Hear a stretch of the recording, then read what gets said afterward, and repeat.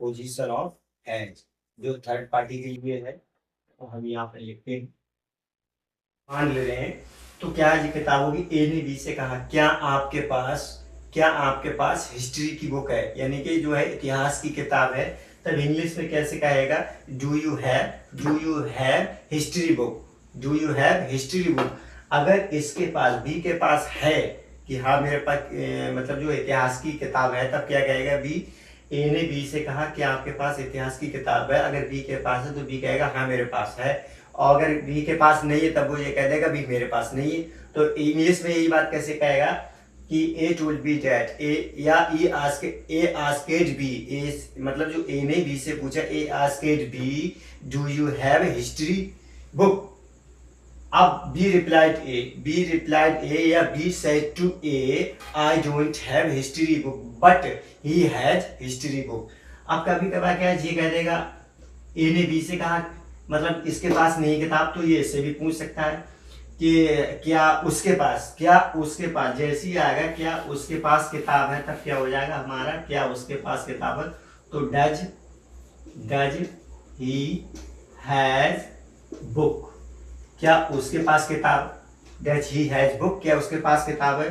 तो बी क्या, अगर पता होगी उसे तब कह देगा ही हैज, अगर पता है he has book, he has book. अगर नहीं पता है तब क्या कह देगा? आई डोंट नो, यानी मुझे नहीं पता। कोई सी भी हम बात करते हैं थर्ड पार्टी के लिए तो हमारा क्या हो जाएगा? डज। जैसे उसके पास जो है, उसके पास BMW कार है, तो क्या होगा? जैसे यहाँ पर जो ए है हमारा और ये हमारा बी है और ये हमारा सी है, इसके बारे में जानकारी हुई। ए ने बी से कहा क्या उसके पास BMW है, क्या उसके पास BMW, तो क्या ए ने बी से यही बात इंग्लिश में कहा कि does he has BMW car. A told B that does he has BMW car.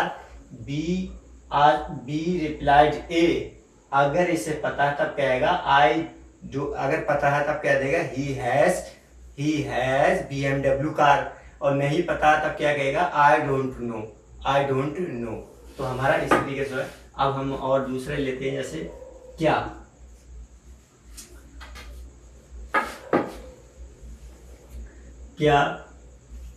आपके पास आईफोन है? ए ने बी से कहा क्या आपके पास आईफोन है, क्या आपके पास आईफोन है। तब यही इंग्लिश में कहेगा डू यू हैव आईफोन। अगर बी के पास नहीं है तो कहे मेरे पास भी नहीं है, लेकिन उसके पास है, तो यही बात इंग्लिश में कैसे कहेगा? A told B that do you have iPhone. B replied A, B ने ए से कहा I don't have iPhone but he has iPhone, मेरे पास आईफोन नहीं है लेकिन उसके पास आईफोन है। इस तरीके से हो जाएगा। अब क्या है हमारा, जैसे यहाँ हमारा ये हुआ रूल्स, डज ही हैज। अब यहाँ पर हम जो है कोई सी भी चीज लगा सकते हैं, लेकिन तीसरे, यानी कि एक, यहाँ पर 2 नंबर और यहाँ पर जी 3 नंबर।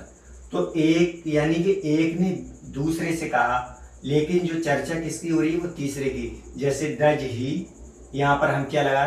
डज ही होम, क्या उसके पास घर है। डज ही हैज कार, क्या उसके पास कार है। डज ही हैज पेन, क्या उसके पास पेन है।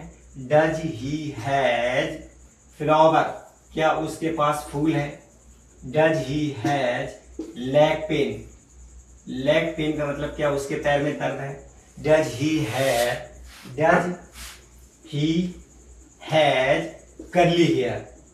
करली हेयर का मतलब होता है जो घुंघराले बाल होते हैं उनको हम करली हेयर बोलते हैं, जो घुंघराले बाल होते हैं उसको करली हेयर। तो क्या है? Does he has curly hair. अब क्या है? Does he has silky hair, silky का मतलब जो होता है रेशमी बाल होते हैं, बिल्कुल बिखरमा बाल होते हैं, उसको हम बोलते हैं सिल्की हेयर। तो क्या उसके जो है बाल मतलब जो है सिल्की है, does he has silky hair. अब हम यहाँ पर हम कुछ भी लगा सकते हैं, ऐसी हम और चीज लगाते हैं, जैसे does he has nose pain, क्या उसके जो है नाक में दर्द हो रहा है। Does he has fan, does he has cow, does he has bulb, does he has LED, does he has CD player, does he has DVD player, does he has shop, क्या उसकी दुकान है। और does he have change money, क्या उसके पास जो है पैसे खुले हुए मिल जाएंगे। डज ही हैज, अब यहाँ पर क्या है, ये हो जाएगा हमारा। अब एक देखो, और कभी कभार क्या ए हमारा, और ये बी, और ये हमारा सी, 1 नंबर, ये 2 नंबर, और ये 3 नंबर। ए ने बी से कहा, पहले क्या इन दोनों में बात हुई, क्या आपके पास, क्या आपके पास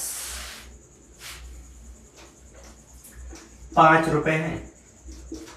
क्या ए ने बी से कहा, क्या आपके पास 5 रुपए हैं।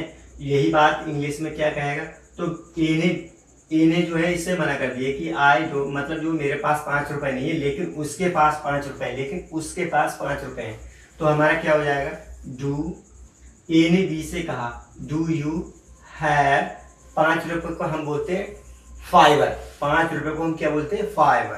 तो हमारा डू यू हैव फाइबर। अब ए ने बी से कहा कि आपके पास 5 रुपए, यही बात इंग्लिश में कहेगा इट विल बी डेट। ए ने बी से कहा डू यू हैव फाइबर। अब क्या है, बी ने मना कर दिया। बी क्या कह रहा है, आई डोंट हैव फाइबर। अब इसने तुरंत ही जवाब ये दे दिया कि बट, लेकिन आई डोंट हैव फाइबर, मेरे पास नहीं लेकिन उसके पास है। तो क्या होगा, but he has fibre, he has fibre, मेरे पास नहीं है लेकिन उसके पास है। इसी तरीके से हम क्या है, 10 रुपए को हम बोलते हैं टेनर, 10 रुपए को हम क्या बोलते हैं, टेनर।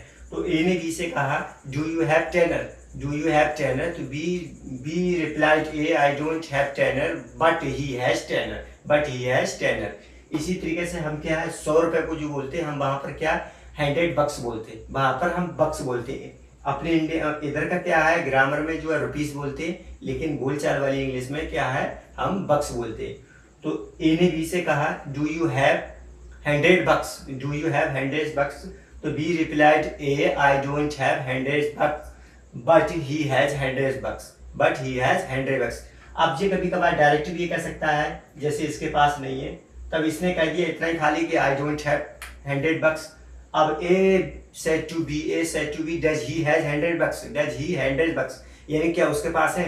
तो बी ये भी कह सकता है, अगर बी को पता हुई तो कह देगा he has 100 bucks, और बी को अगर नहीं पता तो कहेगा I don't know, उसके पास है या नहीं मुझे नहीं पता है। इस तरीके से अब इसी तरीके से हम कोई सा भी हम इसमें सेंटेंस ले लेते, हमारा यही रहेगा। ये थर्ड पार्टी है, यानी कि इसमें क्या होता है, चर्चा जो होता है ए और बी, यानी कि फर्स्ट और सेकंड एक्शन करते हैं, लेकिन किस जो बात करते हैं वो किसकी, फर्स्ट यानी कि जो है फर्स्ट और सेकंड पर्सन करते हैं, लेकिन जो बात जिसके बारे में होती है वो किसके, वो तीसरे थर्ड पर्सन के बारे में होती है। तो क्या है, महफिल इन दोनों की, और लेकिन क्या है जो है खर्चा इन दोनों का होगा, और लेकिन चर्चा हमारा तीसरी पार्टी का होगा। तो यहाँ पर यही होता है। ठीक, बाकी मिलते हैं हम नेक्स्ट वीडियो।